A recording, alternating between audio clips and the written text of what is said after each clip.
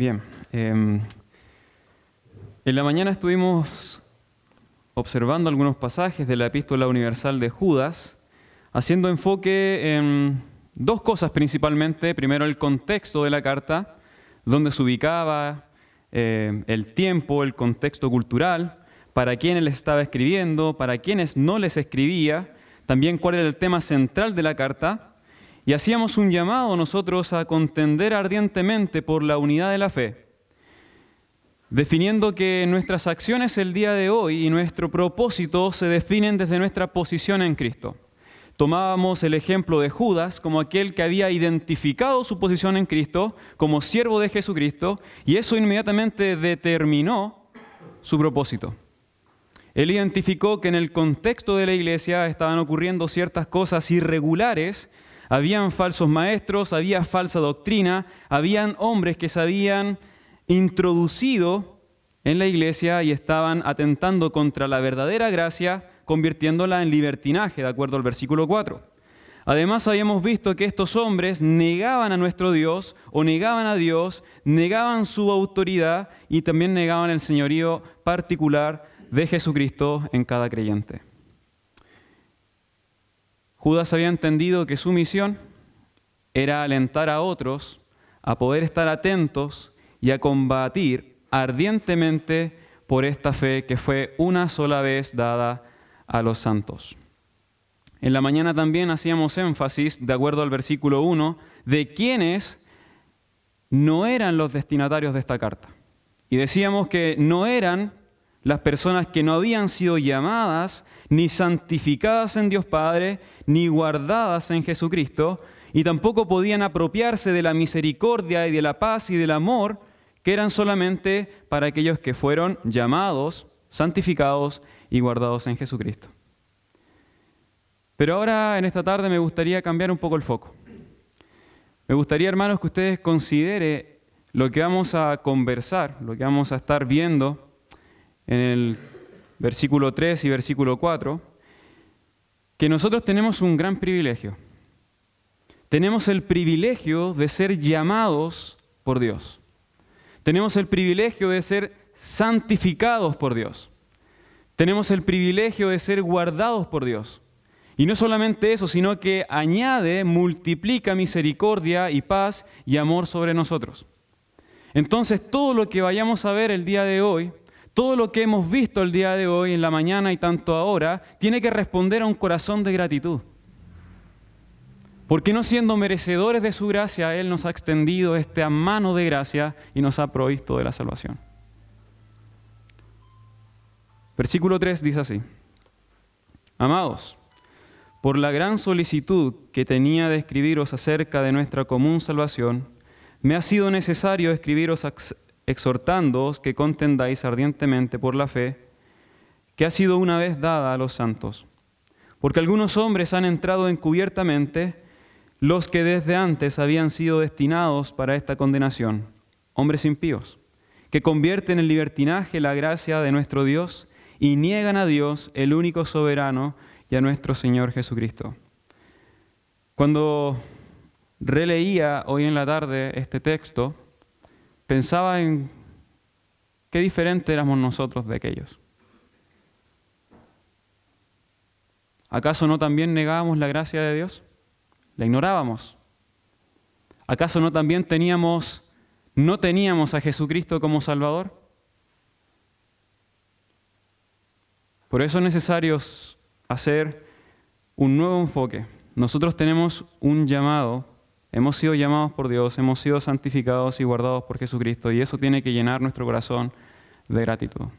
Y si vamos a combatir, y si vamos a contender ardientemente por la unidad de la fe, que fue una sola vez dada a los santos, entonces tiene que responder a un corazón de gratitud, porque Dios ha extendido su mano de misericordia sobre nosotros.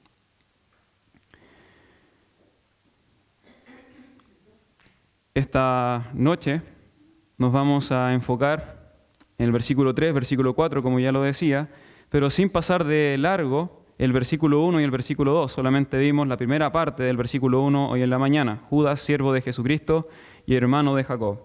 Ahora, Judas va a empezar haciendo un llamado, una santa convocación, y luego va a terminar haciendo una santa provisión.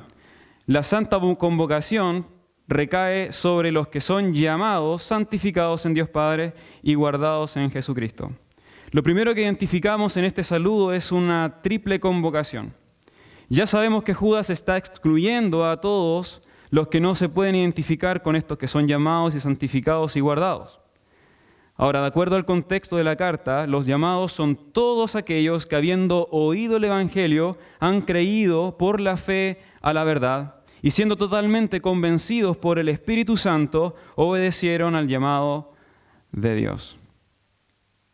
Este versículo trae la idea del llamado eficaz hecho por el Espíritu Santo en conjunto a la obra de santificación de Dios y de preservación del Hijo. Estas tres cualidades tienen que ir juntas.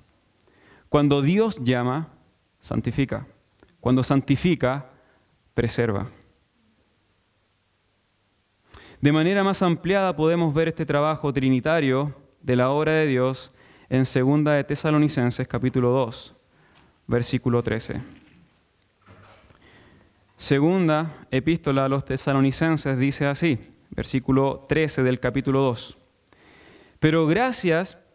Pero nosotros debemos dar siempre gracias a Dios respecto a vosotros, hermanos amados, por el Señor, que Dios os haya escogido desde principio para salvación, mediante la santificación por el Espíritu y la fe en la verdad, a lo cual os llamó mediante nuestro Evangelio para alcanzar la gloria de nuestro Señor Jesucristo. Así que, hermanos, estad firmes y retened la doctrina que habéis aprendido, sea por palabra o por carta nuestra. Y asimismo, Jesucristo, Señor nuestro, y Dios, nuestro Padre, el cual nos amó y nos dio consolación eterna y buena esperanza por gracia, conforte vuestros corazones y os confirme en toda buena palabra y obra. Vemos ahí cómo Dios ha escogido, Dios ha salvado, Dios ha santificado por medio del Espíritu Santo a esta fe que es la verdad.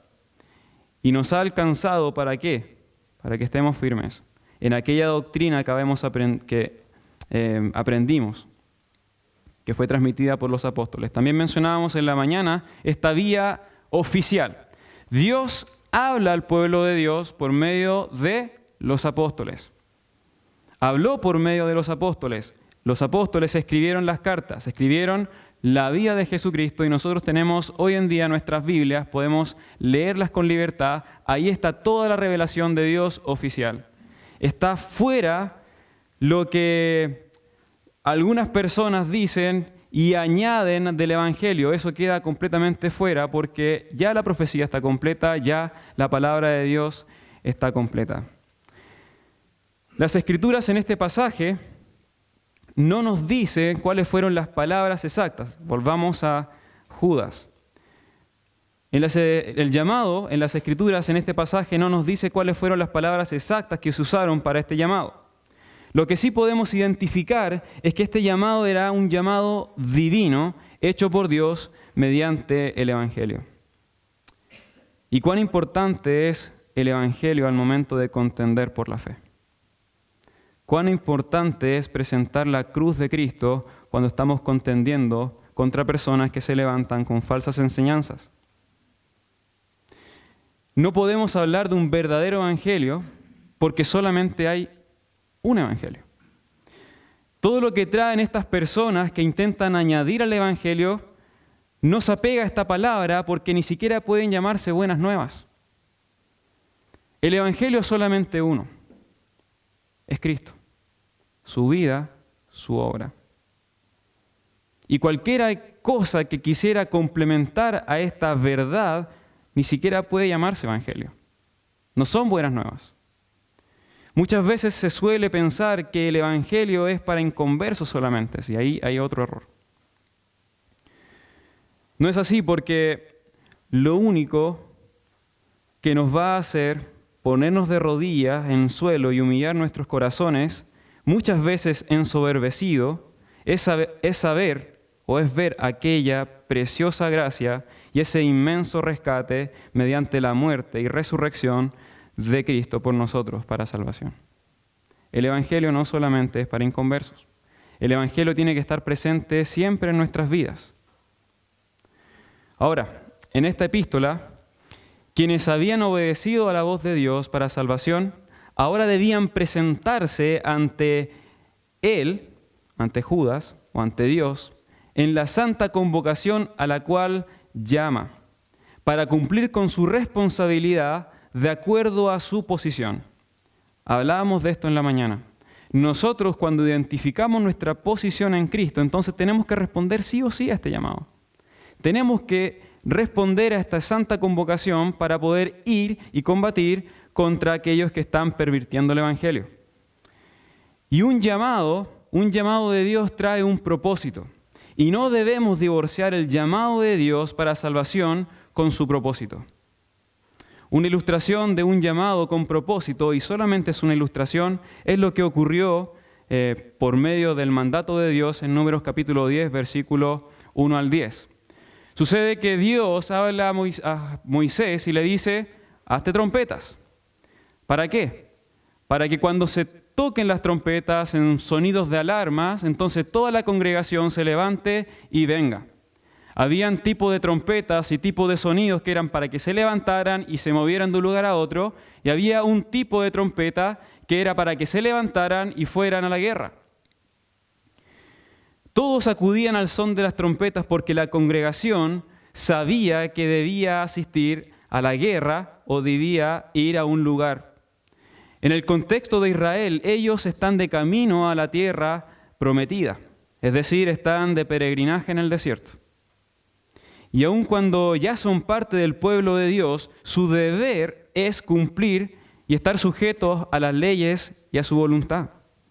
De igual manera nosotros, como pueblo de Dios y peregrinos en el mundo, con ciudadanía en los cielos, tenemos que obedecer y estar sujetos a la voz de nuestro Dios. Y cuando he releído este texto, me he encontrado muchas veces escuchando ese llamado. Primeramente, como decíamos, a combatir contra mis propios deseos que contaminan a la iglesia. A ponerme de pie y decir, tengo que hacer algo. Porque mis actitudes están contaminando a la iglesia. Las cosas que me influencian o que me dejo yo influenciar están contaminando a la iglesia. Dios, cuando llama, llama con un propósito. Eso lo encontramos como ejemplo en 1 Timoteo, capítulo 6, versículo 12.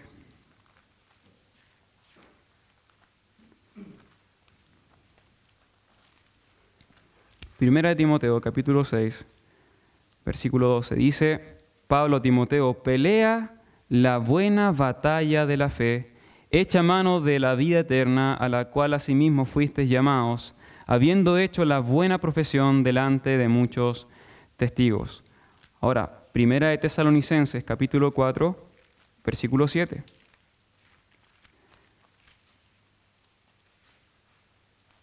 Primera epístola a los Tesalonicenses, capítulo 4, versículo 7. Pues no nos ha llamado Dios a inmundicia, sino a santificación. No podemos desentendernos de esto, de que cuando Dios llama, llama con un propósito.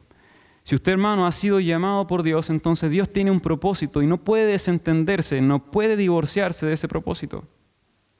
Filipenses, capítulo 3, un ejemplo más. Filipenses, capítulo 3, versículo 8 en adelante.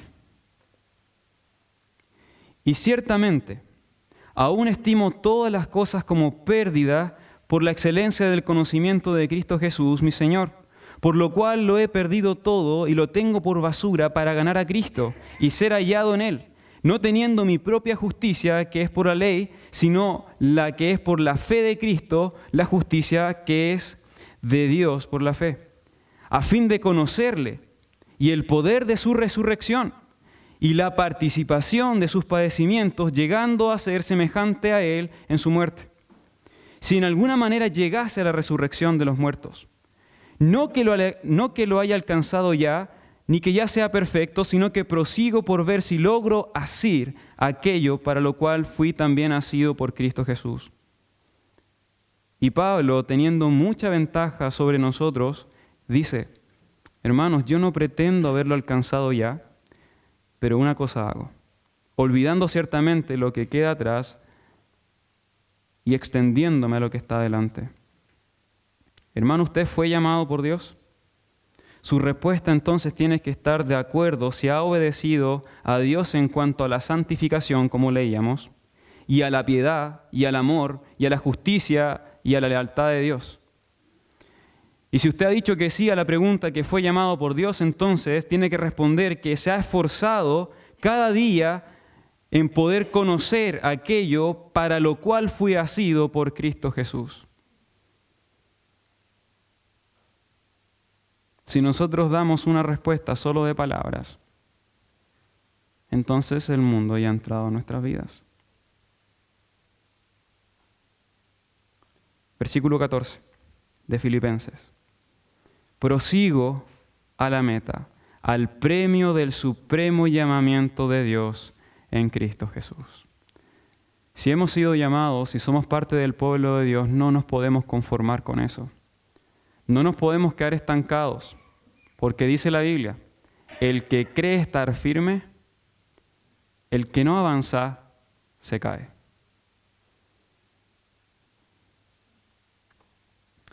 Además añade Judas en esta convocación a los llamados y a los santificados. Saben que en algunos manuscritos antiguos no dice santificados, sino que dice amados en Dios. ¿Cómo solucionamos esto?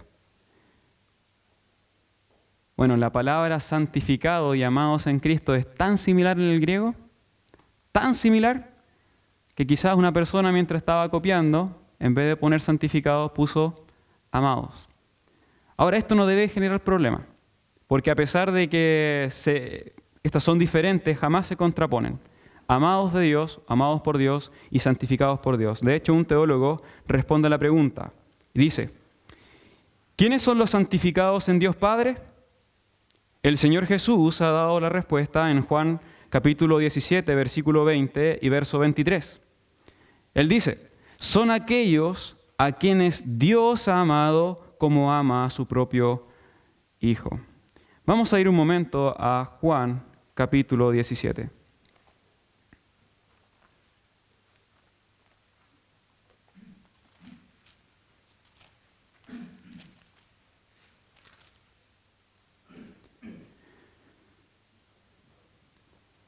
Versículo 20 dice así: mas no ruego solamente por estos, sino también por los que han de creer en mí por la palabra de ellos.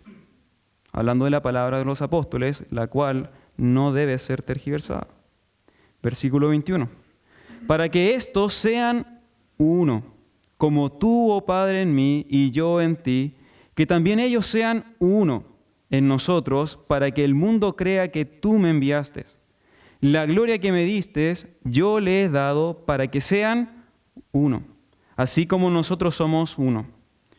Yo en ellos y tú en mí, para que sean perfectos en unidad, para que el mundo conozca que tú me enviaste y que los has amado a ellos como también a mí me has amado. ¿Se dan cuenta cómo repite la oración sacerdotal del Señor Jesucristo esta palabra uno, unidad? ¿Y no es acaso lo mismo que está presentando Judas?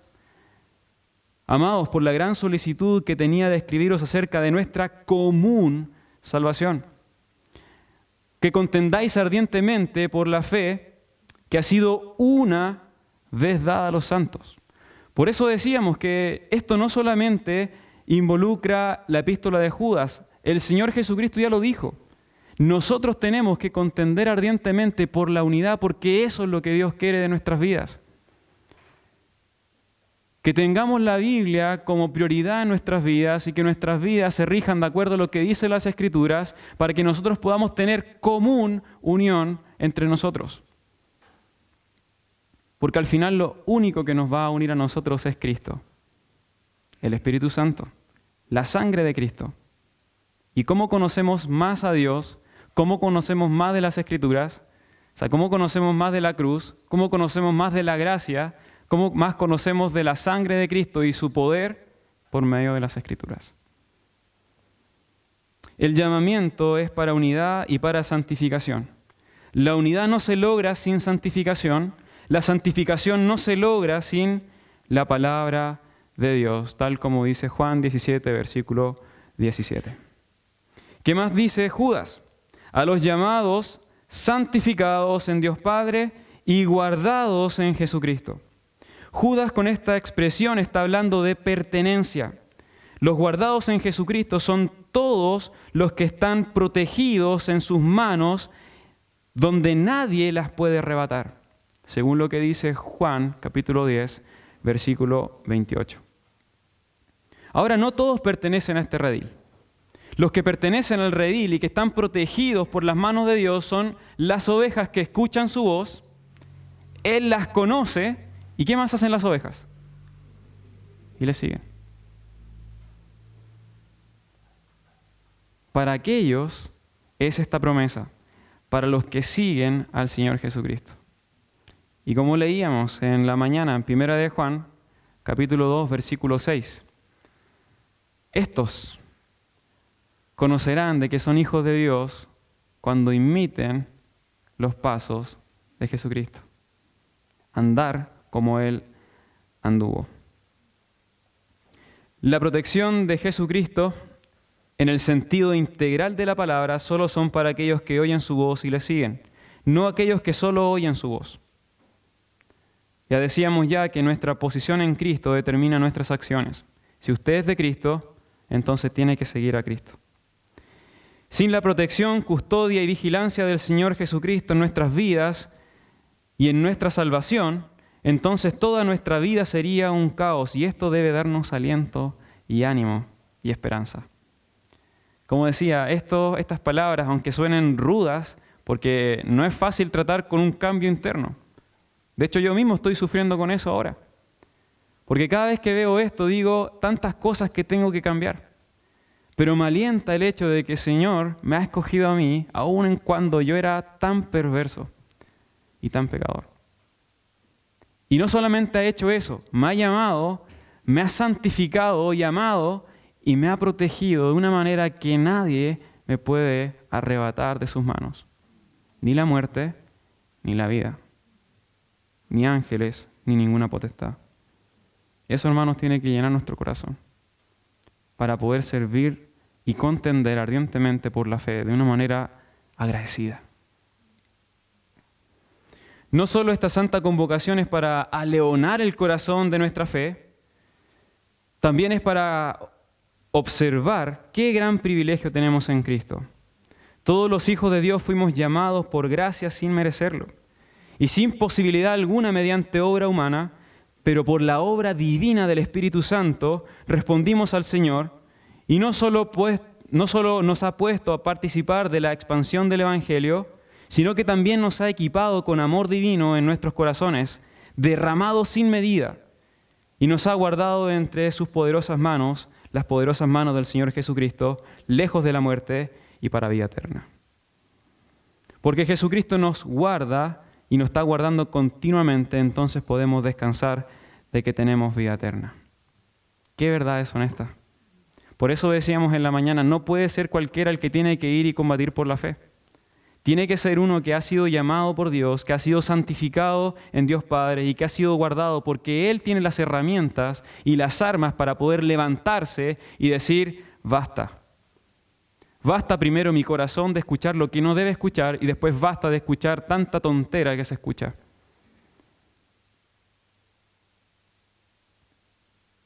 Si fuimos llamados, amados, santificados y guardados con un propósito, ese propósito tiene que determinar nuestras vidas. Dios no nos desampara. Cada vez que nos exige algo, da junto a la exigencia su santa provisión. Él dijo en el Antiguo Testamento, sed santos. Para nosotros, imposible. ¿Pero qué hace el Señor Jesucristo? Padre, santifícalos en tu verdad. Tu palabra es verdad. nos exige y luego nos provee. ¿Qué más? Tenemos que nosotros amar a Dios con todo nuestro corazón, con todas nuestras almas, con toda nuestra fuerza, con todo nuestro ser y a nuestro prójimo como a nosotros mismos. Para el hombre, imposible. Romanos capítulo 5 dice de que Dios ha derramado su amor en nuestros corazones. Nos exige y nos provee. Ahora nos dice a nosotros que tenemos que guardar la unidad de la fe y vivir de acuerdo al llamado que usted ha recibido.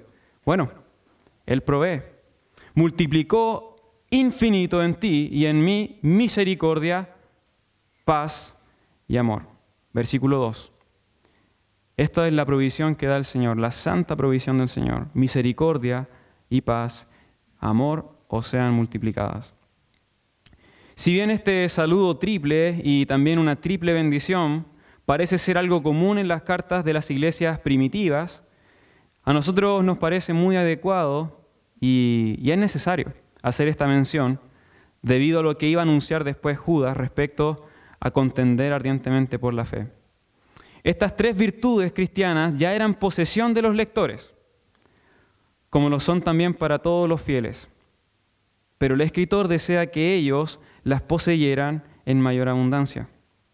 Judas apela en el primer lugar a la misericordia, como la compasiva consolación y los cuidados de Dios para con sus acosados santos en tiempos de miseria, conflicto y tensión. La misericordia es sin límite para aquellos que le temen. Salmo 103. Como no puede juntarse el occidente del oriente, y como tan lejos está el cielo de la tierra, es la misericordia para los que le temen. La abundancia de esta misericordia debe rebasar nuestros corazones y ser utilizada en otros.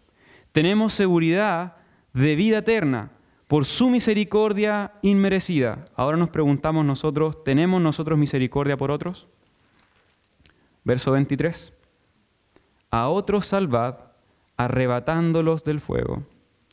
Y de otros tened misericordia, con temor, aborreciendo aún la ropa contaminada por su carne. Contender ardientemente por la fe debe estar presente la misericordia. Es mucho más fácil enjuiciar, es mucho más fácil señalar, pero Santiago nos dice que debemos nosotros usar misericordia porque la misericordia triunfa sobre el juicio. Ahora, Judas añade después de misericordia la paz. Y esta paz es la serenidad y la confianza que proviene al descansar en la palabra de Dios y en la obra de Cristo y en Dios que nos hace mirar más allá de las circunstancias. Romanos capítulo 5, versículo 1. Ocuparse del Espíritu es vida y paz. Romanos capítulo 8, versículo 6. Dios promete una paz que sobrepasa todo entendimiento, según lo que dice en Filipenses capítulo 4. De acuerdo a lo narrado en Salmo 34, 14, dice, apártate del mal, haz el bien, busca la paz y síguela. ¿Busca usted esa paz? ¿Busca aquella paz con la cual podemos tener una comunión plena con el Señor por medio de su justificación?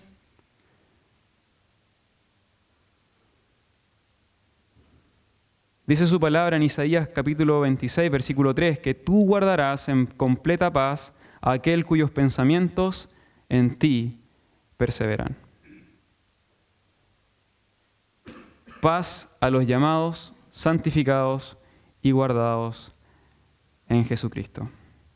Y por último, ese profundo y único amor que Dios derrama sobre los corazones de los hijos, que debería compartirse también con otros. Misericordia y paz y amor os sean multiplicados. El amor de Dios es lo que nos mueve a amarle a Él. Pensando esto, de que si uno murió por todos murió, para que nosotros también vivamos por Él. El amor de Cristo nos constriñe. Así dice el pasaje. El amor de Cristo es lo que nos impulsa a vivir una vida por Él. el amor de Dios explica un conjunto de imposibles. ¿Cómo puede ser que siendo 3 veces santos, Él ama a pecadores muertos en delitos e injusticias? O como también expresa una letra de una canción, en forma de pregunta dice, ¿cómo puede ser que el bueno y justo se hizo hombre y fuera a morir por el más vil pecador?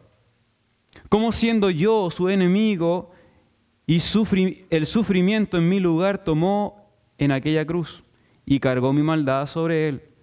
Su rectitud por la fe mía es. ¿Cómo es posible? ¿Cómo es posible que un ser tan santo, 3 veces santo, se haya fijado en nosotros? Eso es imposible. Pero Él lo hizo posible y fue su amor. Efesios capítulo 5, versículo 25 al 27, dice así. Maridos, amad a vuestras mujeres, así como Cristo amó a la iglesia y se entregó a sí mismo por ella, para santificarla, habiendo purificado en el lavamiento del agua por la palabra, a fin de presentársela a sí mismo una iglesia gloriosa, que no tuviese mancha, ni arruga, ni cosa semejante, sino que fuese santa y sin mancha. Cristo amó a la iglesia. Y ese amor con el cual Dios nos amó ha sido derramado en nuestros corazones y ha sido multiplicado para que en nuestro corazón abunde ese amor y amemos a otros. Este versículo 2 de Judas no solamente expresa una simple adición, sino una gran multiplicación de misericordia, de paz y de amor. Hasta ahora estos 2 versículos hemos aprendido que nuestras acciones el día de hoy y nuestro propósito se definen desde nuestra posición en Cristo y que Dios nos ha dado misericordia para dar, paz para buscar y amor para entregar. De esta manera Judas prepara a los receptores de la carta para recibir el mensaje, las noticias que van a leer. Primero distingue a los destinatarios, luego fortalece la fe de los destinatarios y después les presenta su preocupación y exhorta diciendo así: Amados, por la gran solicitud que tenía de escribiros acerca de nuestra común salvación, me ha sido necesario escribiros exhortándoos a que contendáis ardientemente por la fe que ha sido una vez dada a los santos. Porque algunos hombres han entrado encubiertamente, los que desde antes habían sido destinados para esta condenación, hombres impíos, que convierten en libertinaje la gracia de nuestro Dios y niegan a Dios, el único soberano, y a nuestro Señor Jesucristo. El tema central ahora del versículo 3 y el versículo 4 es el llamado a los santos a contender ardientemente por guardar la unidad de la fe en contra de las herejías divisorias entre los hombres impíos. Exactamente lo mismo que hemos estado revisando en los pasajes anteriores.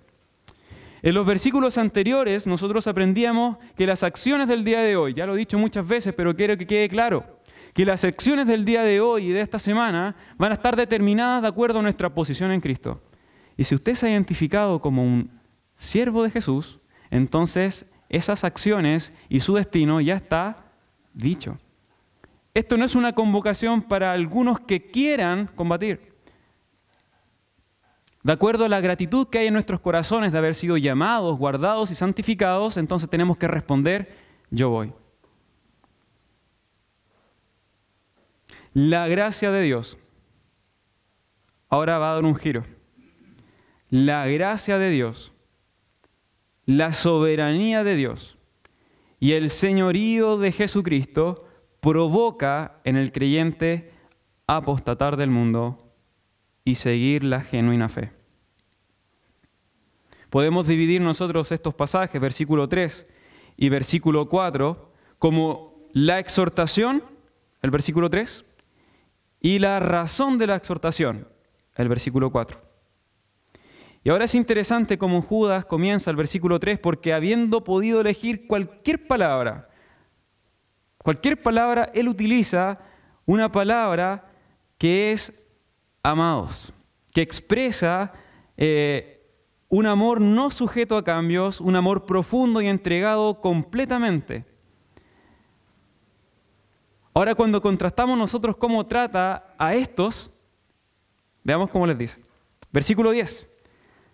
A estos impíos, pero estos, dice, blasfeman de cuántas cosas no conocen. Versículo 16. Estos son murmuradores, querellosos. Y versículo 12. Estos son manchas en vuestros ágapes. Pero Judas tiene un trato especial para los que son de la familia de Dios. ¿Eso no nos dice algo? Amados, versículo 17, pero vosotros, amados, tened memoria. ¿Cómo tratamos nosotros a los hermanos en Cristo? Con este amor entregado, a este amor divino, este amor que no está sujeto a cambios. Sin duda, Judas tiene un corazón pastoral. ¿Por qué?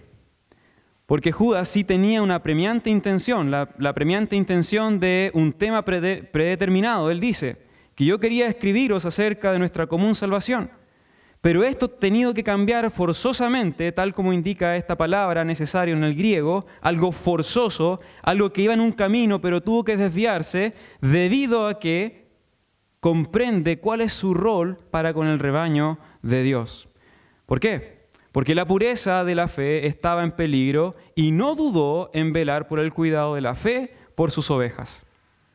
Cada uno de nosotros tiene un rol, cada uno de nosotros tiene una responsabilidad y casi está establecido en la Biblia la responsabilidad de los niños, la responsabilidad de los jóvenes, la responsabilidad de los padres o adultos, hasta de las hermanas mayores. Primera de Juan le habla a padres, le habla a jóvenes y le habla a niños. Lo invito a poder leer y qué es lo que dice. Ahora, nosotros seguimos pensando que el reconocer nuestra posición en Cristo también nos hace reaccionar de esta manera. Pero hay más. Con estas expresiones de agonía, esta necesidad, están directamente relacionados con la manipulación que algunos hacían de la gracia de Dios y su soberanía y el señorío de Jesucristo. Y sin duda el amor al que nos dio la vida por gracia provoca un celo por la integridad genuina de la fe. Es por eso que Él llama y dice, a que contendáis ardientemente por la fe que ha sido una vez dada a los santos, porque han entrado algunos que están tergiversando las Escrituras. Y quizás acá en la iglesia yo no conozco todavía la realidad de la iglesia. Por eso he estado intentando enfocar esto a mi vida. Porque yo soy el que muchas veces estoy tergiversando las Escrituras o transformando la gracia de Dios en libertinaje, al no obedecer la voz de Dios tan clara cada domingo cuando es predicada.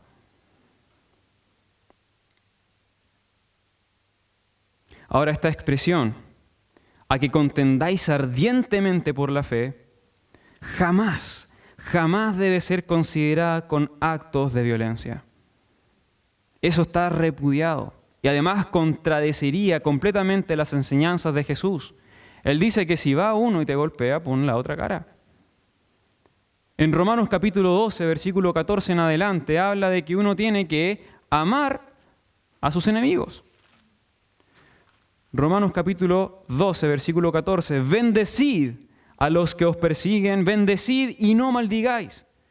Gozaos con los que se gozan y llorad con los que lloran. Unánimes entre vosotros, no altivos, sino asociándoos con los humildes. No seáis sabios en vuestra propia opinión, no paguéis a nadie mal por mal, procurad lo bueno delante de los hombres. Si es posible, en cuanto dependa de vosotros, estad en paz con todos los hombres. No os venguéis vosotros mismos, amados míos, sino dejad lugar a la ira de Dios, porque escrito está, mía, de Dios, mía es la venganza, yo pagaré, dice el Señor. Así que si tu enemigo tuviere hambre, dale de comer. Si tuviere sed, dale de beber.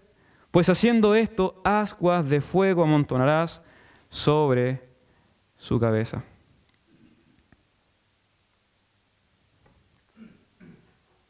Pero también tenemos que leer nosotros a 2 de Juan. Versículo 6. Y este es el amor que andemos según sus mandamientos. Este es el mandamiento, que andéis en amor como vosotros habéis oído desde el principio. Porque muchos engañadores han salido por el mundo que no confiesan que Jesucristo ha venido en carne. Quien esto hace es el engañador y el anticristo. Mirad por vosotros mismos para que no perdáis el fruto de vuestro trabajo, sino que recibáis galardón completo. Cualquiera que se extravía y no persevera en la doctrina de Cristo, no tiene a Dios. Y el que persevera en la doctrina de Cristo, ese sí tiene al Padre y al Hijo. Si alguno viene a vosotros y no trae esta doctrina, no lo recibáis en casa, ni le digáis, bienvenido. Ahora tiene que entenderse esta palabra de acuerdo a su contexto. Alguien le decía bienvenido a otro cuando esa visita o cuando venía la persona le generaba mucha alegría. Uno le decía bienvenido y lo llevaba a la casa, le lavaba los pies, le recibía, le pasaba perfume, de acuerdo a las costumbres del Antiguo Oriente. Eso era un bienvenido. Ahora, ¿qué pasa si viene una persona y que trae otro evangelio? Y nosotros lo recibimos en la casa y le decimos, bienvenido, siéntese con nosotros. ¿Eso está bien? Más allá de la cultura, no está bien. No está bien. Ahora, no tenemos que irnos a un extremo. No tenemos que dejarles pasar todo y tampoco tenemos que hacer nada. Sino que todo tiene que estar en su justa medida. Como dice nuestra misma carta, Judas, versículo 22. A algunos que dudan, convencedlos. A otros salvad arrebatándolos del fuego, y de otros tened misericordia con temor, aborreciendo aún la ropa contaminada por su sangre. Decíamos que Judas en esta carta estaba como llevándonos al campo de batalla, nos estaba diciendo cuáles son nuestras herramientas, cuál es nuestro equipo, la misericordia, la paz y el amor. Después nos presentaba al enemigo y uno quedaba con la pregunta, bueno, ahora, ¿cómo combatimos? ¿Cómo contendemos ardientemente? Algunos que dudan, convencedlos con la sana doctrina de la fe. Otros salvad con la sana doctrina del Evangelio, arrebatándolos del fuego. Y de otros tened misericordia con temor. Acércate, ten misericordia, esa misericordia que Dios tiene de ti, que tiene que ser derramada a las demás personas que están oponiéndose al Evangelio. Pero con temor, aborreciendo aún la ropa contaminada por su sangre. Así tiene que comportarse el creyente. No tiene que juzgar. ¿Por qué? Porque ya estos han sido destinados para condenación. Leíamos en la mañana los versículos 5 al versículo 16 y queda más que claro cuál es el fin de estas personas. Aquellos que han entrado impíamente, aquellos que niegan la gracia de Dios, aquellos que niegan la soberanía de Dios, ya están destinados. Su destino es, como dice el versículo 14, el versículo 14. He aquí, vino el Señor con sus santas decenas de millares para hacer juicio. Ese es el destino final de estas personas. El Señor ya ganó la batalla, pero nos está pidiendo a nosotros que nos comportemos de acuerdo a esta fe que ha sido entregada, de acuerdo a esta común fe que ha sido entregada una sola vez. Nosotros como creyentes tenemos que tener esa actitud. Ahora, como decíamos también en la mañana, muy probablemente no nos toque a nosotros luchar o conversar contra alguien que tenga este tipo de doctrina, pero sí estamos luchando constantemente por lo que ha dejado ese tipo de personas en las iglesias o el mundo en las iglesias. Hablamos de una influencia hace ya 2000 años atrás, la filosofía griega, que hasta el día de hoy está contaminando a la iglesia. Contra eso nosotros tenemos que luchar para que la unidad de la fe permanezca. Los agravios físicos o agresiones se pueden soportar. Jesús dejó ese ejemplo. Él encomendaba las causas al que juzga justamente, según lo que dice en 1 de Pedro, capítulo 2. Aquí el énfasis es a contender por la fe, no de manera liviana ni ligera, sino que ardientemente por la sana doctrina dada una vez de manera completa a los santos. La fe de la cual habla Judas no es la fe que fue dada para salvación. No se refiere a esa fe que cada uno tiene, que cada creyente tiene para salvación, sino que a la santísima fe, de acuerdo al versículo 20, que son las bases de las doctrinas del cristianismo. Lo que también explica 2 de Pedro y en Romanos capítulo 10, que dice que la fe es por el oír la palabra de Dios. Lo que hay que defender es aquella fe, esa genuina fe que son las doctrinas cristianas. Un teólogo dice, damos por sentado que la palabra fe se refiere al cuerpo de doctrinas cristianas. Se trata del evangelio que los apóstoles proclamaron y que es, por consiguiente, equivalente a las enseñanzas de los apóstoles, según dice en Hechos capítulo 2, versículo 42. La forma de combatir por la unidad de la fe también es importante. Un principio que se extraen de los versículos que ya hemos leído, el versículo 17 al versículo 23, son los siguientes. Ponga atención. En un llamado tenemos que nosotros combatir ardientemente por la unidad de la fe, obedeciendo y recordando a las Escrituras. Eso es lo que dice el versículo 17. Tenemos que combatir ardientemente por la unidad de la fe, amando a los hermanos y edificándonos unos a otros con los dones que Dios nos ha dado. Versículo 20. Combatir ardientemente por la unidad de la fe, orando en el Espíritu Santo. También es señalado en el versículo 20. Tenemos que combatir ardientemente por la unidad de la fe, enseñando la verdad y dirigiendo a los que dudan. Versículo 22. Tenemos que combatir ardientemente por la unidad de la fe, predicando la verdad, predicando la verdadera gracia, predicando el amor, la justicia y la santidad de Dios, predicando el pecado, el juicio de Dios y el sacrificio de Cristo suficiente.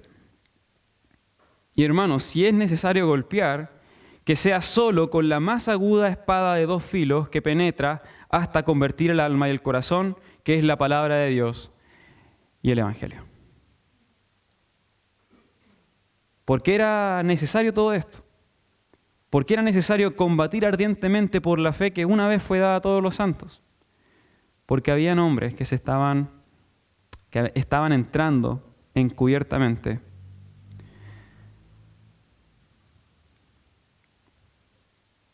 Estos hombres van en contra. Literalmente, esta es la conducta libertina y desafiante. Estos hombres que van en contra, que niegan a Dios, van no solamente en forma secreta, sino que van literalmente negando a Dios, negando la doctrina.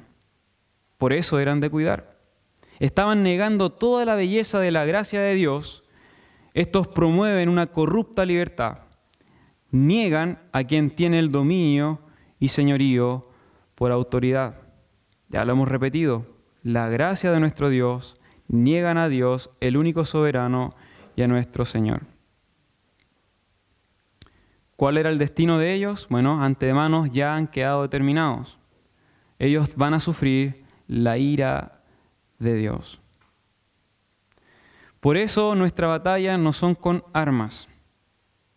Ellos ya han acumulado bastantes ascuas de fuego sobre sus cabezas. Ya Cristo está preparado para que todos queden bajo el estrado de sus pies. El Señor ya venció. Nuestra batalla es contra lo que ellos sembraron en las iglesias y contra lo que está entre nosotros y que permanece del mundo. Por ejemplo, se ha introducido el libertinaje de la gracia. Y esto es tan común en estos tiempos, en esos tiempos hace 2000 años atrás como en los días de hoy. El mundo ha entrado en nuestras vidas de manera que somos insensibles al pecado y llamamos a lo bueno malo. Y a lo malo lo llamamos bueno. En Isaías capítulo 5, versículo 20 dice, ¡ay de aquel que llama a lo bueno malo y a lo malo bueno. Hermanos, si usted es un verdadero hijo de Dios, que ha identificado su posición en Cristo y está llamando a lo bueno malo y a lo bueno malo con sus conductas, entonces tenemos que ir a los pies de Cristo y pedir perdón por esto. Y nuevamente, esta pregunta no se responde con un sí o un no, es examinando nuestras vidas. También se ha introducido la idea de la soberanía parcial en la vida de los creyentes. Como ya hemos dicho, nuestra posición en Cristo determina todas nuestras acciones. Que Dios sea el amo y Señor de nuestras vidas significa que profesamos ser sus siervos y actuamos de acuerdo a ello. Un cristianismo nominal divide a la iglesia. Por lo tanto, debemos ir a los pies de Cristo y confesar esa falta. ¿Hemos tantas veces escuchado la voz de Dios? Y tantas veces también hemos negado su señorío con nuestros actos. Solamente un ejemplo. ¿Cuál es el propósito de la iglesia? Piense un minuto. ¿Cuál es el propósito de la iglesia? ¿Por qué viene acá? ¿A qué viene? ¿Y qué hacemos como iglesia en conjunto? ¿Cuál es nuestro deber?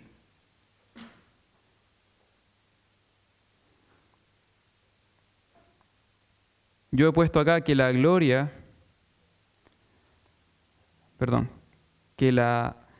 iglesia tiene que dar gloria y alabanza a Dios debida a su nombre. Edificar el cuerpo de Cristo de acuerdo a la potencia de su gracia y a sus dones espirituales. Ser sal y luz en la tierra anunciando el evangelio de la cruz de Cristo, por testimonio y por palabra. Luego yo me pregunté, ¿lo hago?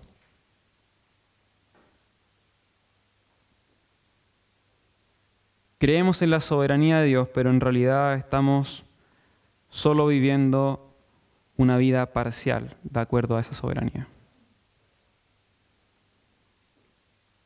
Eso es con lo que tenemos que luchar nosotros ardientemente. Cristo y solo Cristo.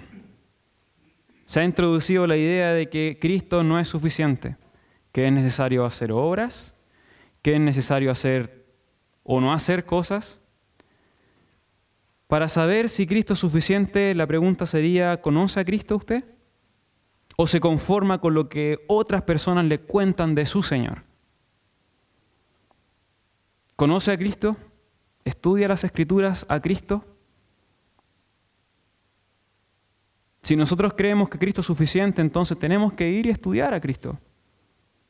Y no conformarnos con lo que nos dan una vez, o 2 veces, o 3 veces a la semana, otras personas de nuestro Señor. El pensamiento que introduce Judas en estos pasajes, en la gracia de Dios, la soberanía de Dios y el señorío de Jesucristo, provoca y debe provocar en el creyente apostatar del mundo y obedecer su palabra. No hay forma de alejarse del mundo y de sus pensamientos con un conocimiento superficial de la gracia de Dios, la soberanía de Dios y el señorío de Jesucristo. Hermanos, a medida que más conoce a Dios y más entiende de la gracia, entonces más agradecidos somos de la miseria de la cual el Señor nos rescató. Y más amamos al Dios vivo y poderoso que extendió esa misericordia sobre nosotros. A medida que más conoce la soberanía de Dios, más nos esforzamos por llevar una vida que le honre y que le glorifique. A medida que más entendemos cómo Jesucristo, siendo en forma de Dios, no estimó el ser igual a Dios como cosa que aferrarse, sino que se despojó a sí mismo tomando forma de siervo, hecho semejante a los hombres y estando en la condición de hombre, se humilló a sí mismo haciéndose obediente hasta la muerte y muerte de cruz. por lo cual Dios le levantó y le exaltó hasta lo sumo y le dio un nombre que es sobre todo nombre, para que en el nombre de Jesús se doble toda rodilla de los que están en los cielos y en la tierra y debajo de la tierra, y toda lengua confiese que Jesucristo es el Señor, para gloria de Dios Padre.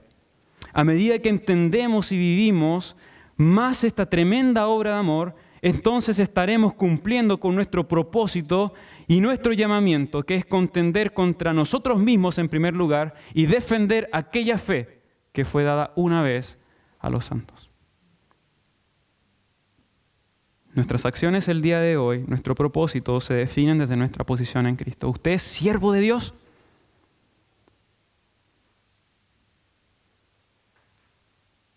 Si es así, entonces conozca a Dios.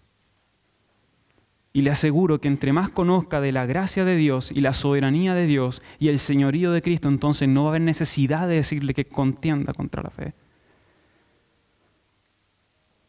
Conozcamos a nuestro Dios.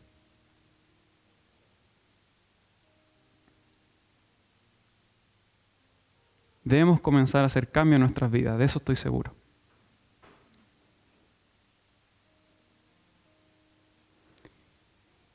Y el primer cambio más importante en nuestras vidas debe ser mirar a Cristo.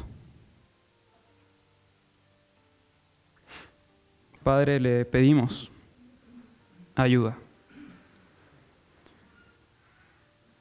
Señor, yo no sé hasta qué punto esta palabra va a tocarle a mis hermanos esta noche o este día, pero algo está claro, Señor, que necesitamos ayuda para poder empezar a ver correctamente cómo usted quiere ser visto. Necesitamos ayuda, Señor, para poder conocerle más a usted y entregarle un sacrificio que realmente sea santo, agradable delante de su presencia.